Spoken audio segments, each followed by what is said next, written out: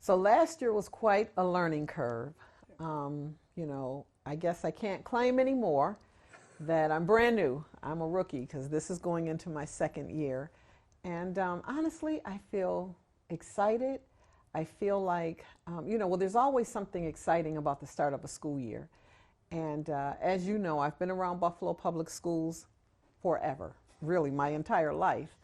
And there's just something magical about the start of a new school year. And so I got to today meet some new teachers who will be working for the Buffalo Public Schools. And I was able to share a message with them. But I'm feeling really excited. I hope that all of our staff, all of our children, were ready to welcome our kids back. We certainly are, we're in a very different place this year than we were last year. Yeah, but last year was kind of baptism by fire for you, let's be honest. Tell me about that, stepping into that role, given the transportation issues and all the controversy that was going on. What was that like? It was a lot. It was a lot. We had a transportation crisis. Our teachers didn't have a contract. And so, it was a lot. It was a lot last year. This year, all of our contracts are settled. That's a great thing. Getting our 3-tiered bell schedule approved by our teachers union. That was a major sticking point with the teachers union. Yeah. And how did that all get resolved? I mean, what magic did you pull? Was there a wand, or did you have Phil Ramore? Can't tell my secrets. But, all right, very good. No. I mean, Phil is a true gentleman. And the art of negotiation, that was something else that was a little new to me as a new superintendent. And usually in districts that are large, what I've learned is that there's a team of folks that negotiate. The superintendent rarely sits on that team. But I would say probably around October, I felt like I needed to just hear what the conversations were to see if there was something I could do to help to close the gap. And so Phil was able to listen, and I was too, and to ensure that our team listened. And it really was a negotiation. We gave a little, they gave a little, but at the end of the day, I think we all wanted what was best for the children. And what was happening last year with the bus crisis is that the bus rides were so long, and we couldn't really do after-school programming like we wanted to, which is really important, especially after the pandemic and all that our children experienced. And so I think when we were able to look at the human parts of it and not just the contractual parts, we were able to come together. Did the 3-tier bell system, is that what alleviated the bus crisis, or were you able to attract new bus drivers, or is it a combination? Both. It was really both. We were very intentional working with First Student. We did everything that we could do. Last year, we thought so out of the box that, that's the benefit of being a new superintendent. You can do, things that are a little unorthodox and say, well, I'm new, and it worked for some of our families, for hundreds. We were able to pay parents. We were willing to do whatever we needed to do to try and get children into schools as early as possible so that they would have increased opportunities for instructional time, because that's really what we wanted. So, ask the question again. Well, I'm so sorry. Let's focus on paying parents. Yeah. That was one of those things that came out of left field for a lot of people, not only in Buffalo, but all our viewership. There's wait a minute. Yeah. How did that catch on with the parents in the Buffalo Public Schools? And was that more of a situation where it's more symbolic than actual beneficial in practice? That actually came from, we put together a really diverse group of stakeholders, and we titled that group Operation Sunrise. And there were community folks that were there were parents that were on it, there were certainly administrators, there were first student workers, and they really organically came up with that idea. And at first I thought, pay parents to drive their children to school. I didn't know if it would be something that would really make a dent at all in the issues that we were experiencing, turns out for those families, for the hundreds that we did it for, it did. But overall, because what happened is that, there might be 3 children from this bus and 4 children from that bus and 2 from this bus. So we couldn't really collapse routes and make a real difference by, opening up entire buses to go and pick up additional children. But for those families, it helped. And it also sends the message to the entire district, we're willing to put our money where our mouth is, right? I agree. Yes. So my first year, I did a lot of work, intentional work, on building trust with this community. Again, being new, I thought, certainly I could have had my cabinet members and division heads sit down and create a strategic plan. We could have done that. But I thought it was important to go out and to hear from the community, diverse stakeholders, what was their vision for the Buffalo Public Schools. So I went to churches, I went to community centers, I went to schools in the evening, I went to South Buffalo, the East Side, Northwest, wherever I could get to, I went. I listened to business leaders, I listened to students, and not only the students who were successful in school, students who had taken the wrong path too. Yeah. That was important for me to hear from them. And so we created this community-inspired strategic plan, but that was really a lot of the work in the first year. So now I'm going into my second year and very focused on action and accountability this year. It's time to move the needle, because what we have now is the trust of the community. They trust us, and they trust that we're going to do the best that we can every single day to move the needle academically and socially for their children. So that's the focus this year. Yeah. There's nothing that creates pressure like success. Exactly. So do I feel a little pressure? Just a little bit.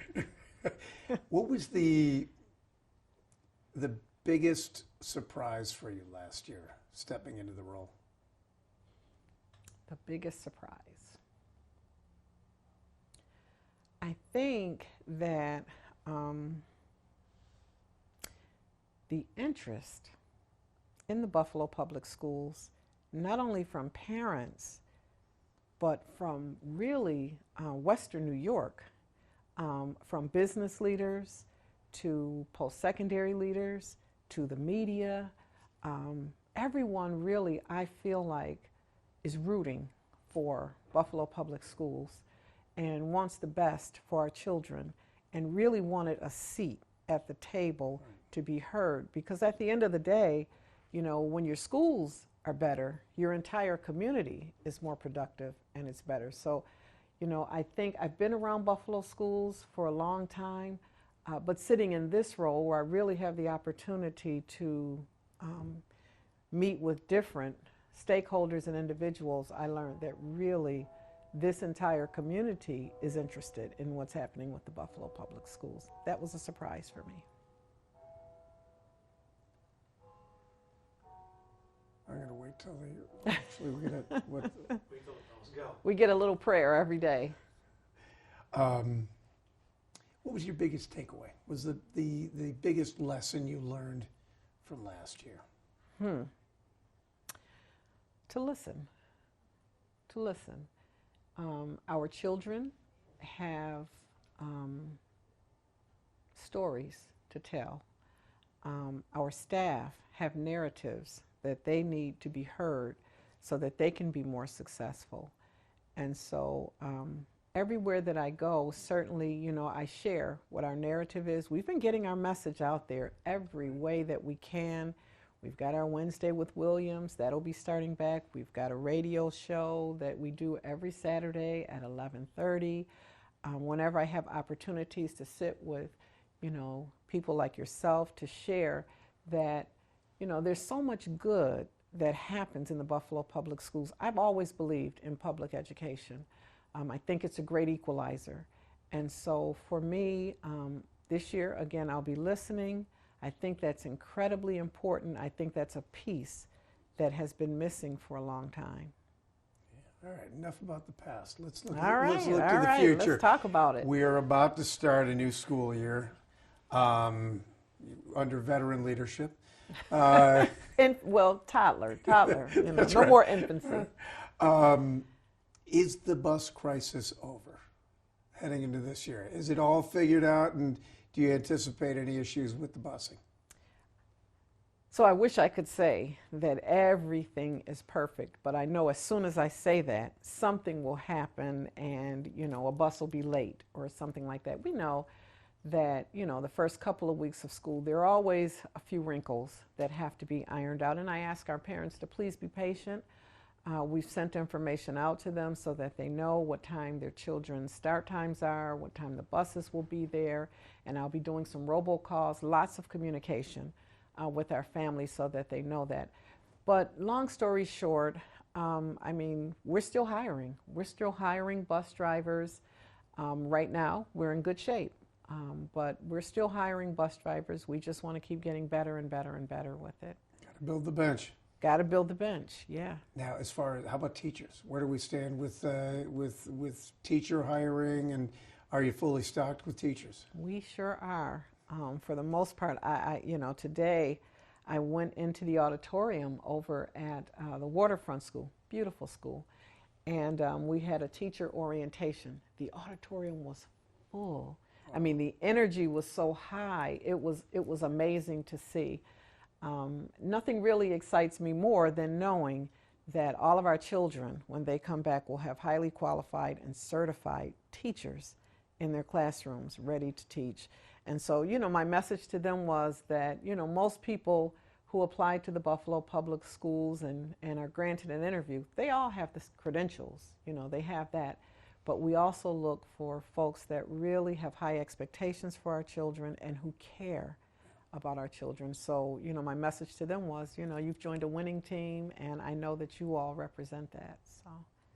Have they built walls at Waterfront yet? No, no walls. Get some walls in there, come on. Still the school with no walls, but some people like that. They like that openness. I'm a structured person, so but it works for some. So. Now, on to the students. Over the years, absenteeism has been an issue, test scores. What have you seen as far as trends go, and what is your plan to keep the numbers going in the right direction? So far, the numbers are going in the right direction. We looked at, rates of transiency and the number of children that we've lost in the Buffalo Public Schools, and it is fewer this past year than it has been in previous years. So that's a win for the Buffalo Public Schools. Attendance is something that all districts, I think, across the country are struggling with, not only in schools, I think jobs everywhere. COVID did something. So we're continuing to work, with our attendance piece. We've hired more attendance teachers, but attendance is really everybody's issue. It's not just an attendance teacher, can't just be a homeroom teacher. It's got to be parents, it's got to be all of us working together so that our children are getting to school on time. I think that this bus piece will help. It will help some. We're constantly looking at that data. The academic piece, we're waiting for our scores to come out. But, I am cautiously optimistic. We're doing a lot of work with our earlier grade levels because I'm thinking that if we really get it right there, and if our students, because this year we're focusing on 3 things. I came up with like 50 things my first year because I wanted to do everything all at once. And we're working now with the Council of Great City Schools. They're working with our board members. And so what they're getting the board to focus more on is student outcomes. And so we had a meeting last Wednesday, and they shared, well, you've got a whole laundry list of things here. We can be a jack of all trades and master none, or we can really focus and master. So we're focusing on 3 things, and I shared that with our teachers. Increasing literacy is extremely important. Increasing numeracy skills, very important, and increasing our graduation rates. So we'll take a look at whatever the numbers are. We'll be transparent about it. There's no secret. And I think it will tell us a story on what we need to do to close some gaps. And this year, with the busing issue being settled, I'm hopeful that our after-school programming will be very robust. And that's another intervention that I think is going to help our kids. Now, discipline's always a big topic as well. Yeah. And what's the best way to approach that? Yeah. Years ago, we had the alternative high school. What are some of the new things that you're looking at as far as discipline, yet still keeping up with a structured curriculum for those students that need a kick in the pants? Well, that's what I would get when I was in school, but no more kicking. No more kicking. No more kicking. Hear that, teacher? No more kicking. So, after the pandemic, certainly, I think, again, across this nation, we've seen behaviors that have escalated. Our children experienced a lot during the pandemic: isolation, grief. We have children that lost people, seeing people who were ill, all of those things. We had to really change the way we were teaching on a pivot from the structured in classroom, sitting at a desk learning, to all of a sudden you're on a laptop in your home and you're learning. And so it was a pivot for teachers teaching that way and for children to learn. So, when the children came back to us full time, in full acknowledgement, discipline, it continues to be something that I think all districts, deal with. But what I will say is that we have increased the amount of restorative practices and conversations that have to happen with our children, because I believe if you build relationships with children before behaviors happen, they're less likely to disappoint you. And so I met yesterday with a team of our school security staff, and I explained to them that 95% of their work is not physical. It's not, it's de-escalating, getting to know the children, letting them get to know you, hearing what your expectations are. And I shared the same thing with our new teachers. Will you have some tough days? Probably. I mean, you're dealing with young people. But, you get back in the ring the next day refreshed. And, you still hold your expectations high because the children will achieve what you expect. So, we're partnering with some of our grassroots organizations to help to build those relationships, to mentor our children, to talk with them. And I really, will be doing a lot of intentional work this year with our parents, because, schools will educate the children. We will make sure that they have nutritious meals. We've got school nurses, we've got school counselors, we've got all of those things. But I need for the parents to know what our mission and our values are in the schools, and to know that under my leadership, it will never be okay for any staff member to harm any child. So I need for them to work with us. I need for them to work with us. Now, back in the day, it was detention, suspension. As that is no longer the case. It's not. That's not the first realm. So we've got a code of conduct, and it goes from a level 1 to a level 4. And most things start at a level 1, where there's a conversation, a restorative conversation. So we partner with the Erie County Restorative Justice Coalition. We work very closely with our parent council group, and they have a group that's called the Community Health Worker piece, and they're working with young people too. So, when you start at a level 1, there's no need for you to be out of school because something happened that's minor. That's a conversation with a trained and licensed. All of our schools have SSTs. We call them as the student support team, counselors, psychologists, social workers who are trained specifically to sit with children and peel layers and see what happened. You're having a bad day. Let's talk about it and get you back into class. So the level 2 infraction means that, something has continued. It's still happening. And so that's where we try to engage parents. And we have parents come in who really are the experts on their children. So what are the triggers? What is it that sets your child off so that we don't do that? And then if you do something where you've really harmed someone physically, that's where you start getting into detentions or out of school suspensions. But those are last results. I want our children in school. I really want all of our children, when I talk about literacy, numeracy, and increasing graduation rates, the only way that happens is if you're in school. Yeah. So that's what I want. Parent engagement. When I was, actually Jeff and I were talking about this, when I was in school 36, neighborhood schools. Yep.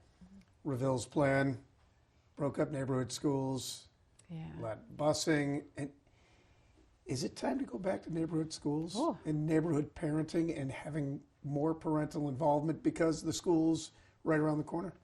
That's a big question. It's a huge, huge question. I think we've taken a step by having community schools, which is a little different than neighborhood schools. Because community schools, we've got Saturday programming and we open up our buildings, there's funding that's attached, and it's really for the community, even for children that may go to a school other than a Buffalo public school. They're welcome to come in, learn about our schools, meet some staff, have some fun, experience some learning and cultural activities. But you know, the neighborhood school piece, that's a big, big, big onion to peel. Yeah, oh, that's rolling back Reville 50 years. Yeah, he was my superintendent. Yes, mine yeah, yeah, he'll be up in a picture in our hallway. So, yeah. What are you most excited about? Looking down the road, what are the exciting projects? What are, you know, we had the overhaul of every school building in the air in Buffalo. What is the next big thing coming to Buffalo Public Schools? Well, last year we delved into creating classrooms for 3-year-olds with our partners, Say Yes. And I went to one of the graduations at School 90. I went to School 90, and it was just amazing to see these little people who are 3 years old that I know will be starting pre-K, knowing their numbers, knowing their name, printing their name. So we started with 2 classrooms, West Hurdle and School 90. This year we're opening 4 additional classrooms. I don't want to name all of the schools because I'll probably forget one, but it will be a total of 6. And then the year after we're adding even another one. And that is exciting that we're getting our children even younger. And so I know that that better prepares them because, you know, when I went to pre-K or kindergarten, I think I went straight to kindergarten. You know, we had nap time and, you know, some play, and it's very rigorous now, you know, because we want to get our kids, we certainly have recess and all of those things, but it's rigorous. There's learning. Yeah, they used to call it early push.